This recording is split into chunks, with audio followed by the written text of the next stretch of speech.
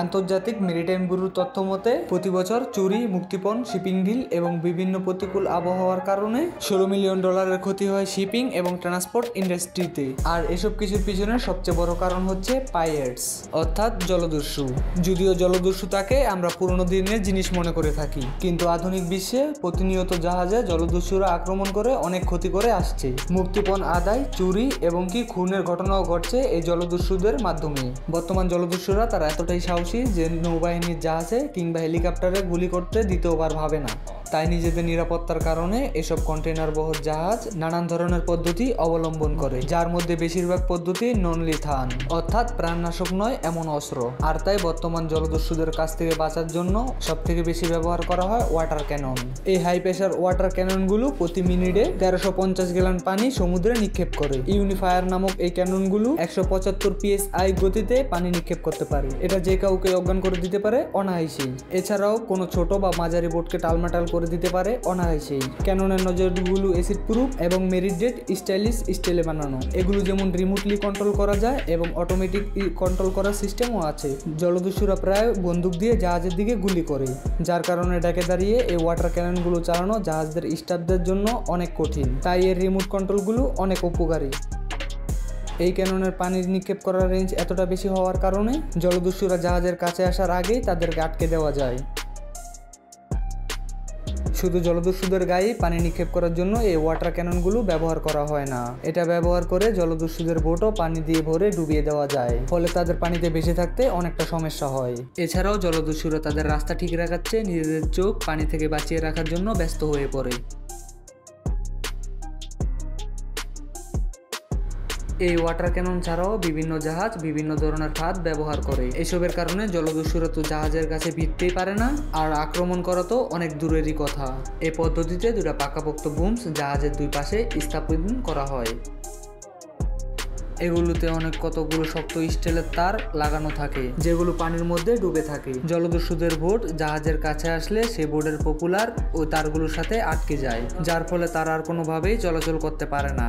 Shipping বিশ্বের অর্থনীতিতে অনেক গুরুত্বপূর্ণ অবদান রাখায় মেরিটাইম সিকিউরিটি বর্তমানে $multi-million ইন্ডাস্ট্রিতে রূপান্তর করেছে। ক্রুদের জাহাজের নিরাপত্তা নিশ্চিত করতে বিভিন্ন ধরনের ট্রেনিং দেওয়া হয়। প্ল্যানিং এর মধ্যে সবচেয়ে বেশি গুরুত্বপূর্ণ।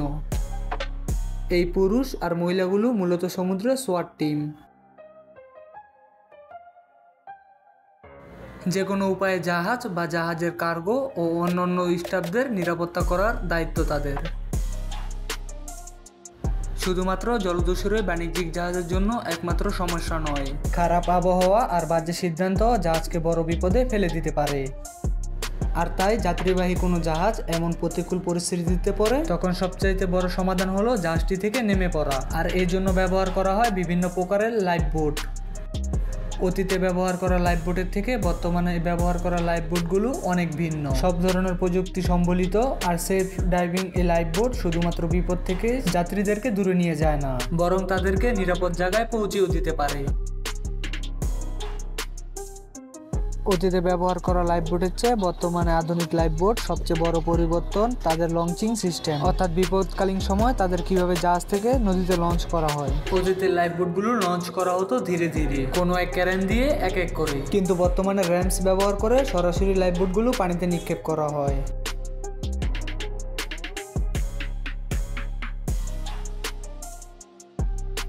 এই পদ্ধতিতে যাত্রীদেরকে বিপদ থেকে দূরে যেতে খুব কম সময়ের প্রয়োজন হয়, আর লাইফ বোট পুরোপুরি ওয়াটারপ্রুফ থাকায় ভিতরে পানি ঢুকে ডুবে যাওয়ার কোনো সম্ভাবনাও থাকে না। এরপরও ছোট আর মাঝারি সাইজের বোটগুলো যাতে উল্টে না যায় এমন প্রযুক্তি আবিষ্কার করার চেষ্টা করছে কিছু কিছু কোম্পানি। আইসল্যান্ডের কোম্পানি রাফনার মেরিটাইম সম্প্রতি সেলফ ডাইভিং বোটও আবিষ্কার করেছে। এই ইউনিক ডিজাইনের বোটগুলো পানির স্রোতকে ব্যবহার করে। অসাধারণ ইঞ্জিনিয়ারিং এর ফলে এই বোট কোনো কারণে উল্টে গেলেও আবার সম্পূর্ণ নিজের অবস্থানে ফিরে আসতে পারে। বোটের সাথে রশি বেঁধে ইচ্ছে করে উল্টে দিয়ে দেখা হয় যে এটি আসলে নিজের অবস্থানে ফিরে আসে কিনা। প্রথমত বোটটি কোনোভাবেই উল্টে যেতে চাইছিল না, পরে যখন ঘুরিয়ে দেওয়া হয় বোটটি সঙ্গে সঙ্গে আবার আগের অবস্থানে ফিরে আসে। স্পষ্টই এ ধরনের প্রযুক্তি সমুদ্র উদ্ধার কাজে এবং বিভিন্ন প্রতিকূল পরিস্থিতিতে সাহায্য করবে। তবে বড় বড় জাহাজে প্রয়োগ করার আগে এটিকে অনেকটা পথ অতিক্রম করতে হবে। রয়্যাল ন্যাশনাল লাইফবোট প্রতিষ্ঠান বা RNNI হলো যুক্তরাষ্ট্রের সমুদ্র উদ্ধারে সর্ববৃহৎ দাতব্য সংস্থা। RNNI 2013 সাল থেকে তাদের শ্যানন শ্রেণীর লাইফবোট ব্যবহার করছে। 44 ফুট লম্বা এবং 14 ফুট চড়া এই জাহাজটি বিশেষভাবে ডিজাইন করা হয়েছে ব্রিটিশ দ্বীপপুঞ্জের চারপাশে রুক্ষ সমুদ্রে চলাচল করার জন্য। ক্যাপের আকার ধারণ করার জন্য এটা নিজেকে নিচের দিকে ধারণা করে উল্টে ফেলতেও সক্ষম। এটা আসলে বেশ কয়েকটি কারণে সক্ষম হয়ে থাকে, যেমন জাহাজের ভারী অংশগুলোকে একটি হুইলের মধ্যে অনেক নিচে স্থাপন করা হয়। আবার একবার দরজা সিল করা হলে এটা সম্পূর্ণ বাতাসে পূর্ণ হয়ে যায়, যার ফলে এটা উল্টো হওয়া আরো সহজতর হয়। সামুদ্রিক অনুসন্ধান এবং রোবোটিক্সের প্রয়োগের আরেকটি M75, যা মূলত একটি স্বায়ত্তশাসিত উদ্ধারকারী জাহাজ।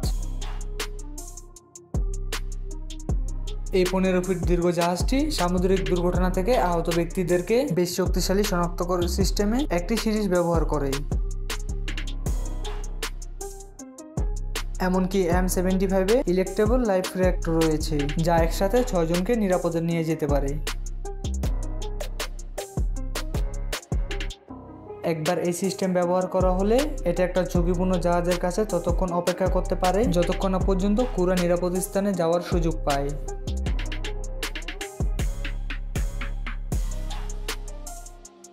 এবং যেহেতু M75 বোর্ডে আসলে কেউ থাকে না, তাই উদ্ধারকারী কোনো কর্মীও ঝুঁকির মধ্যে থাকে না। যদিও এই প্রযুক্তির এখন অনেক সম্প্রসারণ বাকি, তবে সেই দিন হতে আর খুব বেশি দিন বাকি নেই যখন যে কোনো নৌযানই আগের চাইতে অনেক বেশি নিরাপদ এবং সুরক্ষিত হবে।